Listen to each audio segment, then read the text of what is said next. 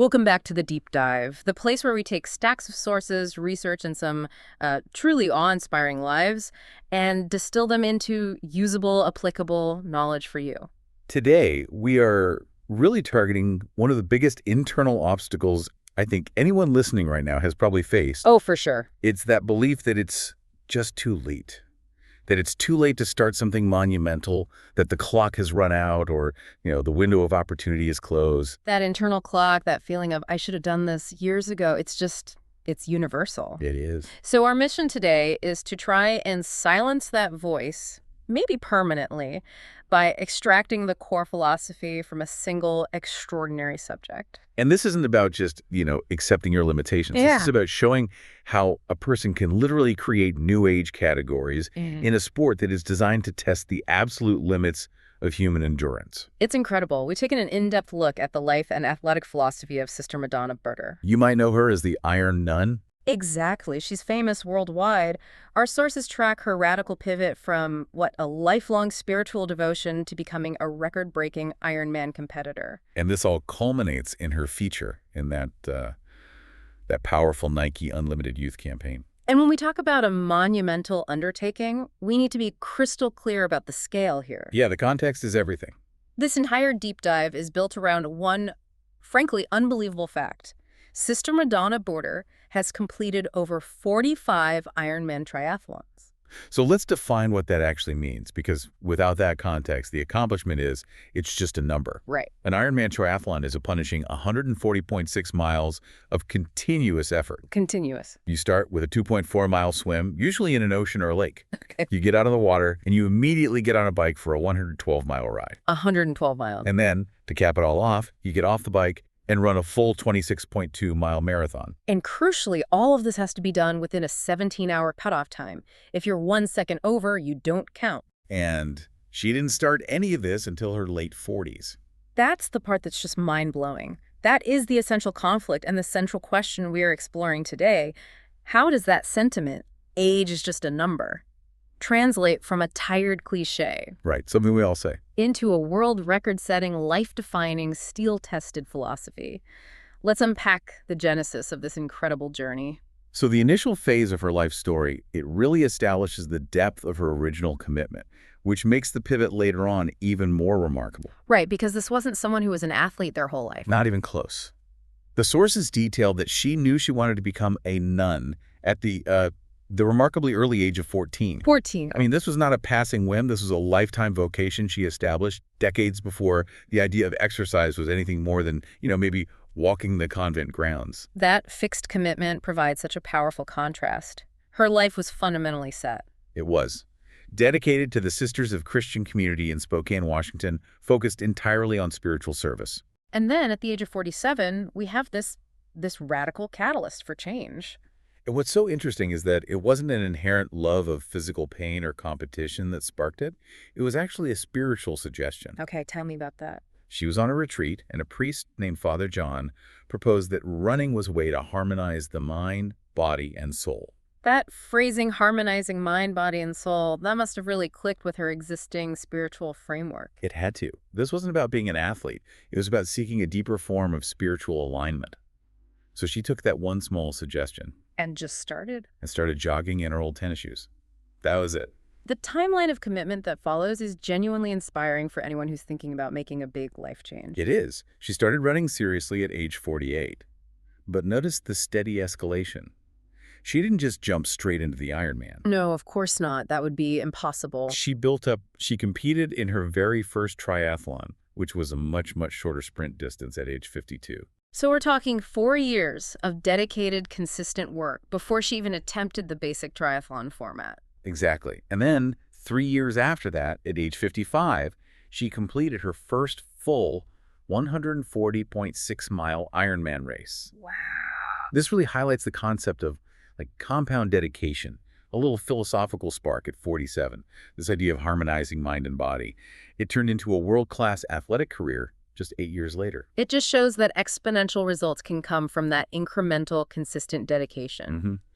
But let's pause on the resistance she faced, because this is a critical lesson for listeners.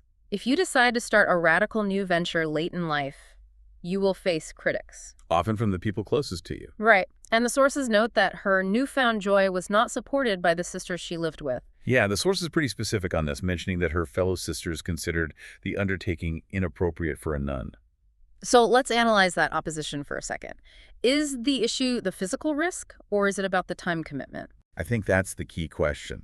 A full Ironman training schedule, it consumes upwards of 15 to 20 hours a week, sometimes more. And for a nun, that time is usually dedicated to prayer, community, service. All of the above. So there's a real conflict there. I think that's the fascinating part. She's taking time away from a very visible, very expected form of spiritual service and, converting it into this demanding, solitary physical pursuit. Right. So the question the sisters were implicitly asking was, is this selfish?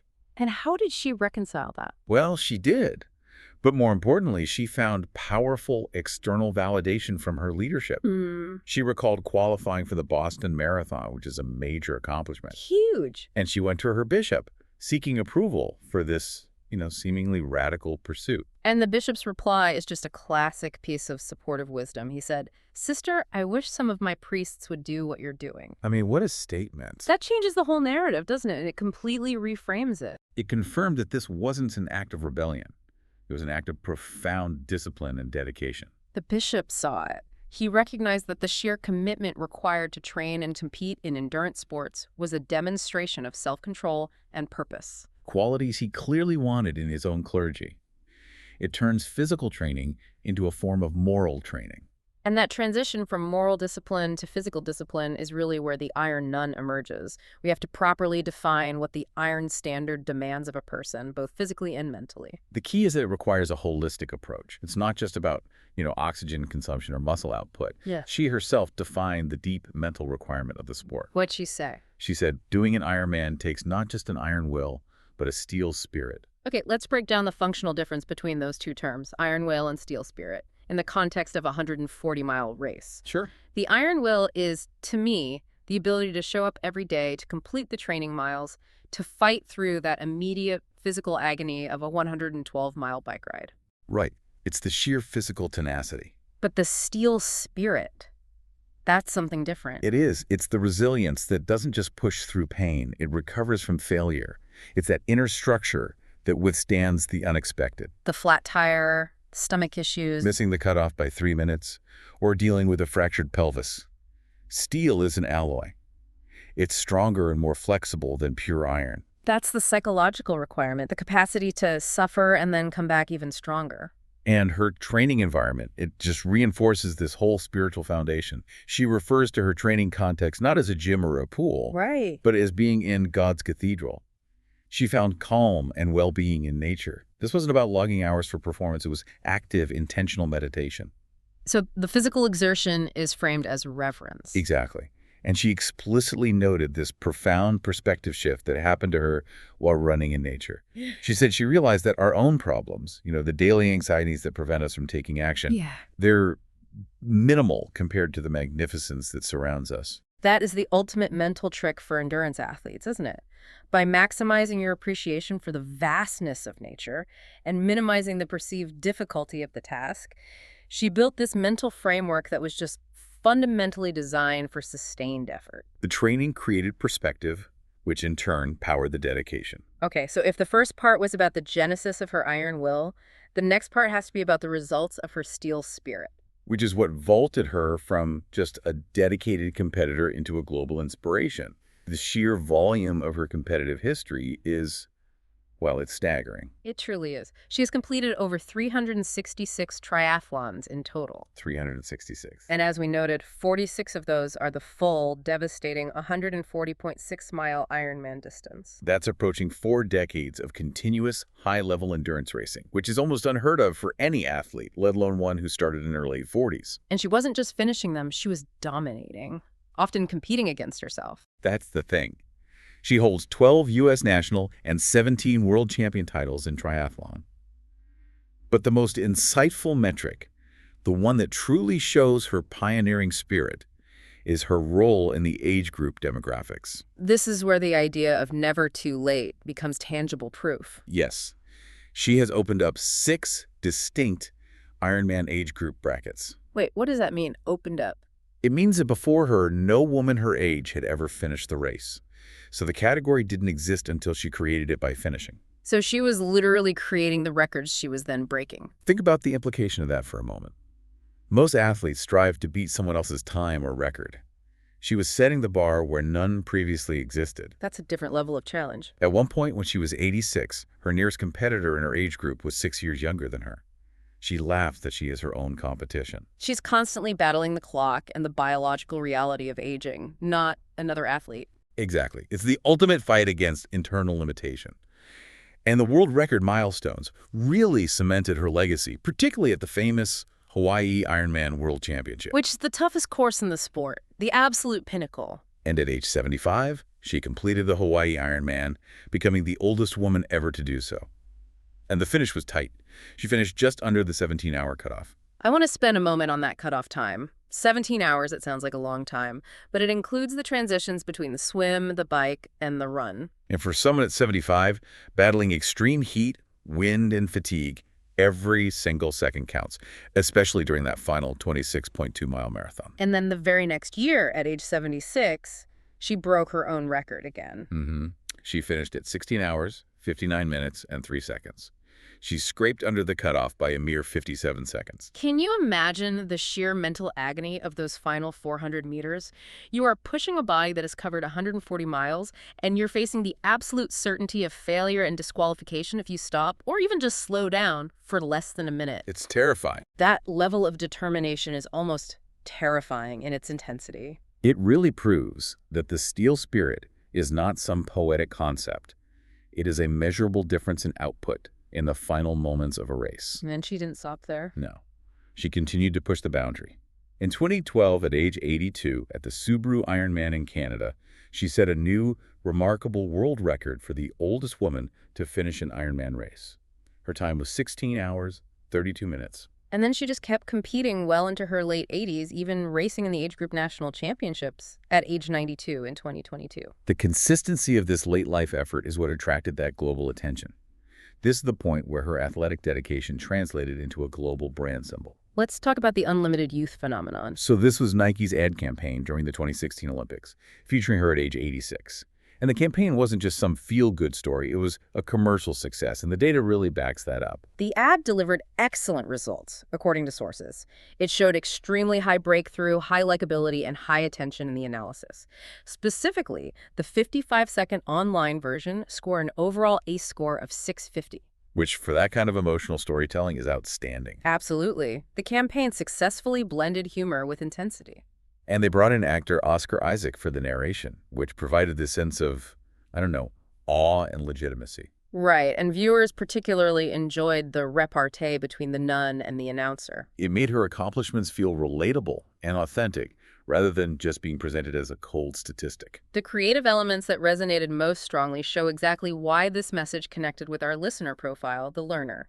The characters, Sister Buder, and the narrator were the most popular element at 22%. Followed by the visual scenes at 21%, and then the message itself at 18%. This tells us the audience was invested in her as a person and the idea she represented. And the core message, according to actual viewer quotes, was perfectly clear. People were saying things like, "Love the nun and the message that you're never too old." And calling it very motivational. One comment specifically said, "Great ad and message. I love the sister and her determination." She became the physical embodiment of unconstrained potential. Her recognition really transcended simple athletic fame, though. One source described her reception at the Challenge Roth triathlon in Germany. Right. She was treated like a genuine rock star. Interviewed by countless reporters, signing autographs, even delivering the invocation before the race. But the scene at the finish line, that offers the profoundest insight into the impact of her steel spirit. Tell me about it. Because she was running at a slower pace than the younger athletes, the main events were all over when she was approaching the finish. The organizers wanted her in the stadium so she wouldn't miss the firework display, but she hadn't finished the full run. So what did they do? So after the official race was done and the stadium was quiet, they waited. They then sent her running alone into the stadium to finish her marathon. Wow. And she was met with a standing ovation from the crowd that was still there. People were reaching over the barriers just to high-five her. That's incredible. She described human arches of professional triathletes who had stayed just to greet her. And she recounted her own humility, thinking, all this for a little 83-year-old. What is this all about? So, what is it all about? Her profound insight, which connects right back to our mission today, is that she believes she is a symbol of hope for them as they age. Her presence on that course, continually pushing past what society considers the finish line, it gives other people permission to believe that their limitations are imposed externally, not internally. She just accepts her role as an instrument of inspiration. So the global phenomenon and the record-breaking, it all leads back to a usable philosophy. How does one maintain that level of motivation and dedication year after year well into one's 90s? Sister Madonna Buder attributes her persistence to a very specific chronological mental roadmap. The 70s. And this isn't just a list of virtues, right? She views these as specific, actionable steps that ensure success in whatever goal you set your heart on. Exactly. Let's unpack each one because this is the actionable framework for the learner. Okay, so the sequence begins with dream. Right. She insists you must first allow yourself to visualize and imagine the goal, no matter how audacious it seems. For her, that audacious dream was starting a triathlon at 52, decades past when most athletes peak. This is such a crucial first step for anyone who feels limited by age. You have to give yourself permission to conceive of the goal first. But a dream is useless without the second D, desire. You have to cultivate an intense wanting for that goal. This desire is the internal heat, the fuel that moves the dream from an abstract possibility into an intentional pursuit. Desire then leads to dedication. This is the commitment of resources, time, money, physical effort, even when it's inconvenient. For an athlete, dedication means setting the alarm for 4 a.m. to get the miles in before sunrise or, religious duties. It's the commitment to the process, not just the result. Dedication then requires structure, which is the fourth D. Discipline. Discipline is the daily choice. Right. It's the consistency of habits, the diet you maintain, the training schedule you stick to, avoiding shortcuts. Discipline is what ensures that dedication is a daily reality, not just a weekly aspiration. And the fifth D, which is arguably the most crucial when setbacks happen, is determination. This is the tenacity to push through when dedication and discipline falter. We saw this illustrated perfectly when she missed the cutoff by only 3 minutes in 2008. Determination is the decision to immediately sign up for the next race, rather than retiring in shame. And then we reach the penultimate step, which requires genuine bravery, dare. This is the courage to actually commit publicly, to spend the money on the registration fee, to put your name on the start list, and to risk public failure. The dare is the act of stepping onto the course, exposed to judgment, despite your age or your background. And finally, the last, and maybe the most important D, do it. Execution. It is the simple, powerful act of taking action, bringing the dream into reality through sheer will and physical movement. This chronological process proves that success is a structure built step by step, not a sudden revelation. I want to circle back now to the conflict we raised earlier, the tension between her faith and her sport. It's easy for us to discuss the 7 Ds, but how did she practically reconcile the grueling training schedule of a world-class athlete with her sworn duties as a nun? That is a huge time conflict. Right, and she provided a remarkably clear and profound theological answer. It's one that has immense secular application for anyone struggling with balancing work, passion, and duty. What was her response? She said, "It depends on the intention with which you do anything at all that sanctifies the moment." Okay, let's unpack that statement because it feels like the key to understanding her steel spirit. I think it is. If she approaches her 100-mile bike ride with the intention of finding spiritual calm or practicing mindful presence, then that moment of physical exertion is sanctified. So it ceases to be a selfish pursuit and becomes a form of active prayer or meditation. Exactly. For the listener, the secular parallel is so powerful. If you approach a difficult work project, a chore, or a long drive with the explicit intention of focused, mindful presence, that moment is elevated. It's no longer just a task. It becomes an intentional experience. Huh. She applied this deeply personal spiritual principle to a demanding physical requirement. And this framework allowed her to define her running not as a distraction from her ministry, but as a specialized ministry in itself. So she viewed it as fulfilling God's will by providing this visible, tangible form of encouragement for others as they advance in years. Yeah, and she's genuinely humble about this influence. She acknowledges that she doesn't fully grasp this celebrity. She said, "I don't understand how a little old lady can be an inspiration to anybody. But I don't have to understand. I just want to fulfill God's will." Her job is simply to be the visible example of persistent dedication. This flows so naturally into her broader philosophy on aging, which is critical for our listener. She draws a clear contrast between what she sees in the United States versus older cultures. Right. She notes that in many European and Asian cultures, seniors are revered for the wealth of wisdom and experience they possess. And she contrasts that with the U.S. culture, where she believes the gifts, experience, and energy of older citizens are often undervalued or discarded. Her athletic success, visible globally, stands as this necessary, high-profile rebuttal to that cultural devaluation. She uses her body to prove the value of the senior perspective. She also shares a really personal shift that she sees as a gift of age. As she approached 90, she became less concerned with outward appearances. Things like what she wears, how her hair looks, what others think. All of it. She became entirely concerned with her inner life. That freedom is such a powerful tool for anyone starting something new late in life. When you're younger, the fear of judgment, what people will think of your new business, your new hobby, your failure, it can be paralyzing. But when you reach a stage of life where you truly stop caring what others think, the internal space opens up to dare and do. And she provides two simple yet profound pieces of advice for coping with and succeeding at aging that connect directly back to this newfound freedom. What are they? Number one, remember yourself as a child. Imagine that little person skipping along without a care, full of inherent, unquestioning purity. And number two, never stop being that child.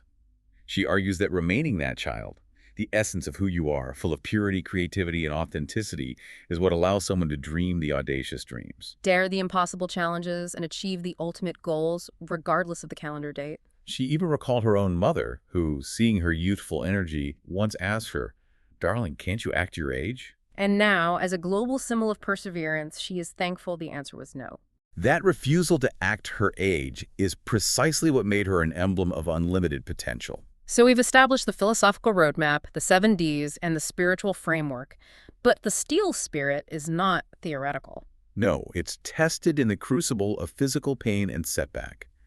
We have to acknowledge the brutal reality of competing at this level for decades. The list of her sustained injuries, it reads like a high-speed car crash report, not the resume of a nun. The sources catalog broken arms, fingers, a broken hip, ribs, a broken clavicle, elbow, and a broken jaw. A broken jaw.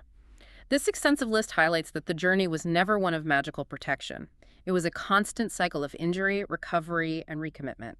And I want to focus on a particular anecdote related to one of those crashes, because it illustrates her profound belief in mental accountability. Okay. She attributed one specific cycling crash, which resulted in a broken arm, to having negative thoughts about someone while she was riding. That's a truly fascinating claim. On the surface, it sounds a little like superstition, doesn't it? A direct physical punishment for a lapse in spiritual focus. It could sound that way. But let's challenge that. Does attributing a broken arm to a negative thought simplify a complex physical reality, like a pothole or fatigue too much? Or is this actually a core belief in total mental accountability? I think it leans heavily towards radical accountability. She isn't saying the bike failed. She's saying her focus failed. Okay. Her explicit advice to other athletes following that incident was, enjoy the scenery, but keep your mind on what you're doing. She saw the negative thought as a fatal lapse in focus, disrupting the meditative discipline required to remain safe and present. It just reinforces that the Ironman standard is indeed holistic. If your mind is consumed by negativity or distraction, even when you're training, you are not operating with a steel spirit. And the consequences can be immediate and physical. And despite her world records, we have to emphasize that she faced moments where the physical requirement of the sport simply failed her. Yes, persistence is not just about winning. It's about continuing to show up after the humiliation of public failure. The prime example is the 2008 Ironman Canada. After 140 miles of effort, she missed the 17-hour cutoff time.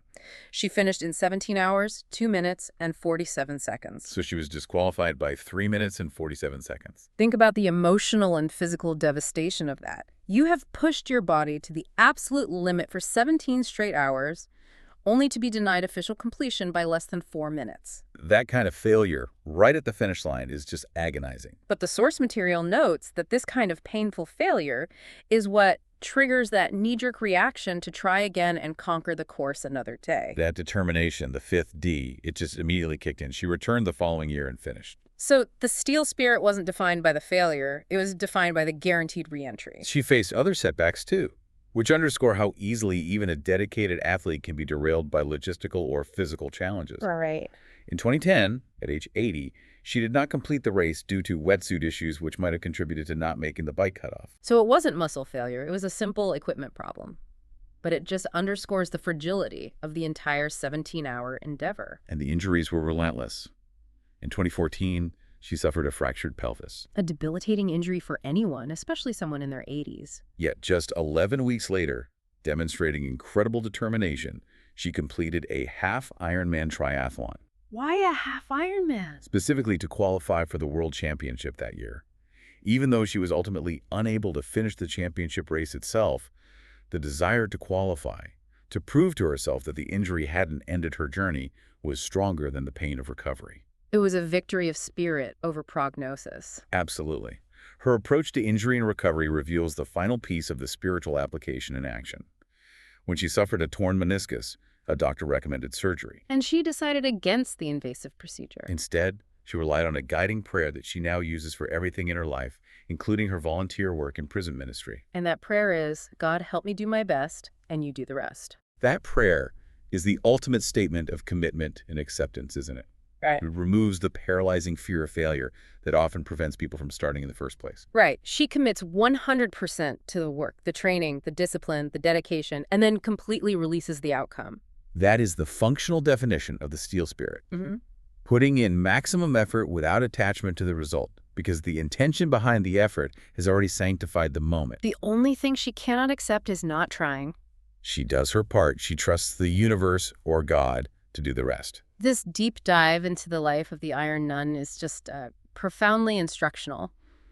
The major lesson we extract is that endurance and longevity aren't just about physical strength. No. They are about successful mental and spiritual application, what she perfectly defined as the steel spirit. Her life, starting a monumental athletic career in her late 40s and dominating well into her 90s, is a living, breathing testament to the idea that the greatest barrier is almost always internal.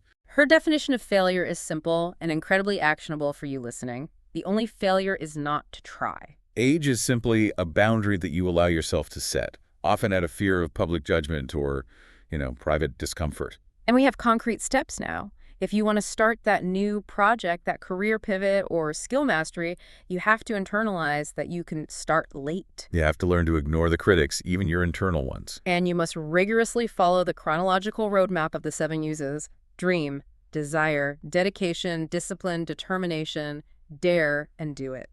Remember her ultimate philosophy on aging? Never stop being that child.